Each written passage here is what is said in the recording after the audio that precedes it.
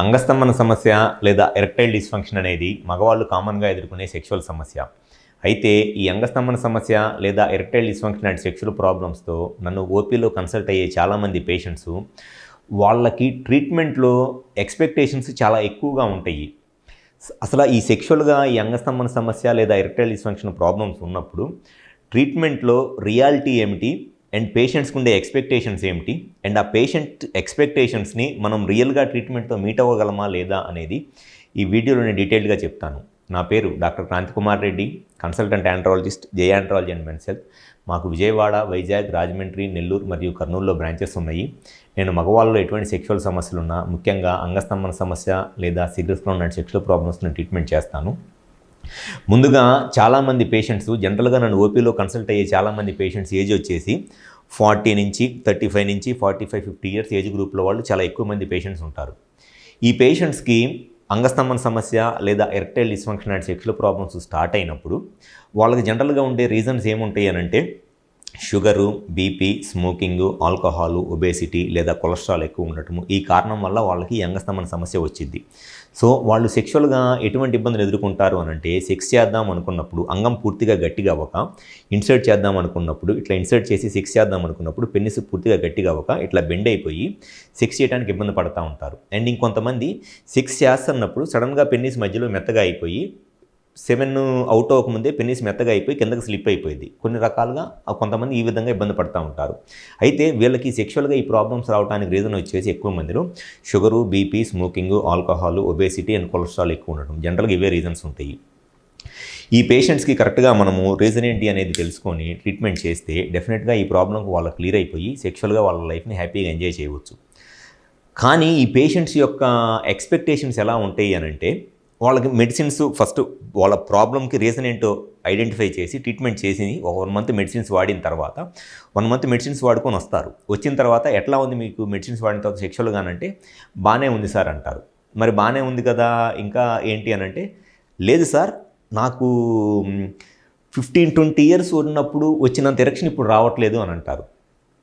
అక్కడ రియాలిటీ ఏమిటి అని అంటే వాళ్ళకి సెక్షువల్ ప్రాబ్లం రావడానికి రీజన్ ఏంటో ఐడెంటిఫై చేసి ఆ ప్రాబ్లం క్లియర్ చేస్తే వాళ్ళు సెక్షువల్గా కలిసి వాళ్ళ సెక్షువల్ లైఫ్ని ఎంజాయ్ చేస్తున్నారు లేదా అనేది రియాలిటీ.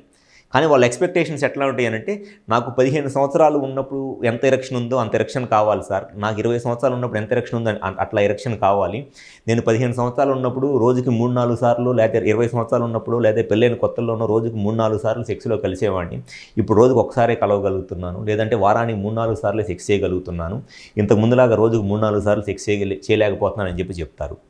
మీ ఏజ్ ప్రకారము మీకున్న ప్రాబ్లంకి రియల్గా ఎంత ట్రీట్మెంట్ ఆప్షన్ ఉంటుందో, ఎంత దాంట్లో ఇంప్రూవ్మెంట్ ఉంటుందో అనేది చూసుకోవాలి. పని పాట లేకుండా ఉన్నప్పుడు ఎవరికైనా సరే 15-20 ఇయర్స్ ఏజ్ గ్రూప్లో ఇంట్లో వాళ్ళు డబ్బులు పంపిస్తున్నప్పుడు ఎవరికైనా పని పాట ఏముండదు. రోజుకి 3-4 సార్లైనా సెక్షువల్గా కలుస్తారు. అదే 30-35 సంవత్సరాలు 40 సంవత్సరాలు ఏజ్ వచ్చిన తర్వాత ఏజ్ పెరిగి దాంతోపాటు షుగరు, బీపీ లాంటి ప్రాబ్లమ్స్ ఉండి, వెయిట్ పెరిగి, స్మోకింగ్, ఆల్కహాల్ లాంటి అలవాట్లు ఉండి, వీటన్నిటితో పాటు రెస్పాన్సిబిలిటీస్, బాధ్యతలు పెరిగి 15-20 సంవత్సరాలు ఉన్నప్పుడు మీకు ఎరెక్షన్స్ వస్తున్నాయి దేనికేనంటే ఓన్లీ రీజన్ ఆ ఏజ్లో మీకు ఎటువంటి రెస్పాన్సిబిలిటీస్ లేవు. ఇంట్లో వాళ్ళు డబ్బులు పంపిస్తున్నారు, మీరు ఆ డబ్బులతో ఎంజాయ్ చేస్తున్నారు. 30-35 సంవత్సరాల వయసు వచ్చిన తర్వాత మీరు పెళ్లి చేసుకొని మీరు ఇంకొక ఫ్యామిలీని మీరు పోషించాలి. మీకు రెస్పాన్సిబిలిటీస్ పెరుగుతాయి, ఈ వర్క్ స్ట్రెస్ ఉంటుంది, జాబ్ ప్రెషర్స్ ఉంటాయి. దాంతోపాటు మీకున్న ఈ అలవాట్ల వల్ల ఎరెక్షన్ ప్రాబ్లం తగ్గిపోయింది, షుగర్, బీపీ వల్ల లేకపోతే స్మోకింగ్, ఆల్కహాల్ లాంటి అలవాట్ల వల్ల. సో ఆ రియాలిటీని వదిలేసి ఎంత మట్టికి నాకు 15 సంవత్సరాలప్పుడు నేను రోజుకు 3-4 సార్లు కలిసేవాడిని, లేకపోతే పెళ్ళైన కొత్తలో రోజుకు 3-4 సార్లు కలిసేవాడిని, లేకపోతే నాకు అప్పుడు చాలా గట్టిగా ఉంది ఇప్పుడు అంత గట్టితనం లేదు ఏదో సెక్స్ చేయగలుగుతున్నాను అంటారు. మీ సెక్షువల్గా అంగస్తంభన సమస్య ఉన్నప్పుడు మీరు ఆ ప్రాబ్లంకి రీజన్ ఏంటి అనేది తెలుసుకొని మెడిసిన్స్ వాడుకోవటం వల్ల మీ సెక్షువల్ లైఫ్ని మీరు ఎంజాయ్ చేస్తున్నారా లేదా, అట్లీస్ట్ వీక్లీ 3-4 టైమ్స్ లేదా మినిమం 2-3 టైమ్స్ అయినా సెక్షువల్గా కలుస్తున్నారా లేదా అనేది అది రియాలిటీ ఒక ఏజ్ వచ్చిన తర్వాత. అంతేగాని 15 ఇయర్స్ 20 ఇయర్స్ ఏజ్లో ఉన్నప్పుడు రోజు 3-4 సార్లు సెక్షువల్గా కలిసినట్లు లైఫ్లో ఎవడు కూడా కలవలేడు. అండ్ చాలామంది చెప్పేది ఇంకోటి ఏంటంటే సార్ మా ఫ్రెండ్ రోజు 3-4 సార్లు కలుస్తాడంట, మా ఫ్రెండ్స్ అందరూ చెబుతున్నారు సార్, మీరు చూసారా వాడు రోజు 3-4 సార్లు కలుస్తున్నాడని, వాడు చెప్పాడు అంతే, వాడు చెప్పింది మీరు ఏమైనా చూసారు, వాడు రోజు 3-4 సార్లు కలుస్తున్నాడు. కామన్గా చెప్పేది ఇదే మాట పేషెంట్స్, సార్ మా ఫ్రెండ్స్ చెబుతారు సార్ రోజు 3-4 సార్లు కలుస్తామని చెప్పేసి అని. నాకు తెలిసి వాడు రోజుకు 3-4 సార్లు కలుస్తున్నాడంటే ఫస్ట్ థింగ్ వాడు 100% అబద్ధం చెబుతున్నాడు. లేదు అని అంటే అసలు వాడికి ఇంక రెండో పని పాట ఏం లే. వాడికి ఇక లైఫో, ఫ్యామిలీయో, సంపాదనో, జీవితంలో బాగుపడాలనో ఏమీ లేదు. ఇంక వాడు ఒక పర్వర్టెడ్ ఫెలో. వాడు అబ్నార్మల్. నిజంగా రోజుకి 40 ఏళ్ళు వచ్చినా, 35 ఏళ్ళు వచ్చినా పని పాట లేకుండా రోజుకు 3-4 సార్లు సెక్స్లో కలుస్తున్నాడు అన్నాడంటే వాడికి పని పాట లేదని అర్థం. అంతేగాని ఎవడూ కూడా బుర్రా బుద్ధి ఉండి, ఒక ఫ్యామిలీ ఉండి, రెస్పాన్సిబిలిటీ ఉన్నవాడు ఎవడు కూడా రోజు 3-4 సార్లు సెక్స్ చేయలేడు.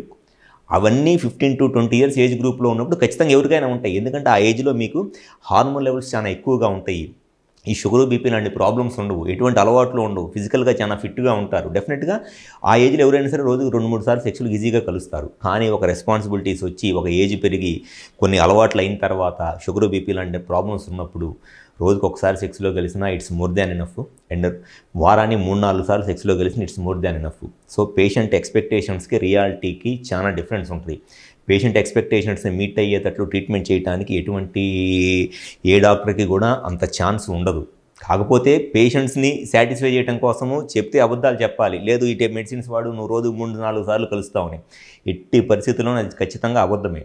రోజుకు ఒకసారి కలిసేటట్లో లేదా మినిమం వారానికి 2-3 సార్లు కలిసేటట్లో సెక్షువల్గా ఏదైనా ప్రాబ్లం ఉంటే ట్రీట్మెంట్ చేయగలంలే కానీ పేషెంట్ ఎక్స్పెక్టేషన్ తగ్గినట్లు రోజుకు 4-5 సార్లు సెక్స్లో కలవాలో, లేకపోతే 15-20 సంవత్సరాలు ఉన్నప్పుడు ఎరెక్షన్స్ రావాలనుకోవడానికి ఎట్టి పరిస్థితుల్లోనూ ఛాన్స్ ఉండదు.